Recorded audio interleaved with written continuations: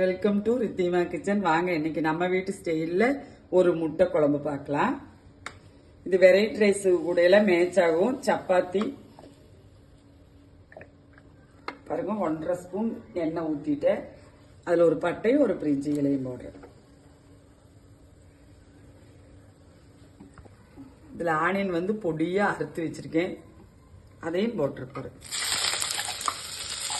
இதை கொஞ்சம் வணங்கட்டும். பாருங்க, நான் ஒரு 3 தக்காளி நல்லா பேஸ்ட் பண்ணி வச்சிருக்கேன், அதையும் இதுல ஊற்றி போறேன். இந்த டைம் 1 ஸ்பூன் இஞ்சி பூண்டு பேஸ்ட் போட்டுக்கிறேன்.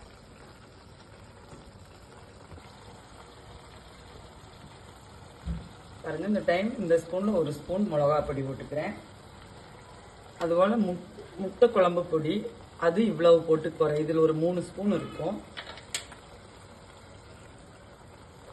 ரெண்டாவது ஜீரக பொடி, அதுல ஒரு 1/2 ஸ்பூன் போட்டு போறேன். கரம் மசாலா ஒரு 1/4 ஸ்பூன் போட்டு போறேன். பாருங்க, மசாலா நல்லா எண்ணெய் பிரிஞ்சு வரட்டும், இந்த பச்சை வாடையெல்லாம் போயிடட்டும். பாருங்க, இந்த குழம்புக்கு தக்குன்னு உப்பு போட்டுக்கிறேன்.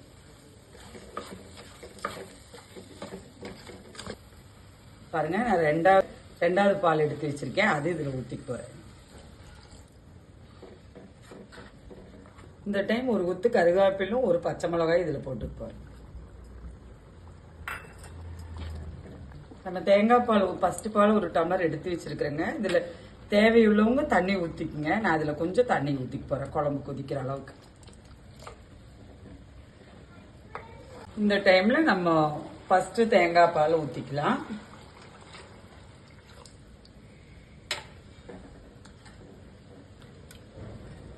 தேங்காய் ஊத்திட்டு ரொம்ப நேரம் குழம்பு வந்து கொதிக்க கூடாது. ஆனா இந்த குழம்புக்கு 2 கொதி வர வேணும். இப்ப நான் முட்டையை உடைச்சு இதுல ஊத்திக்க போறேன்.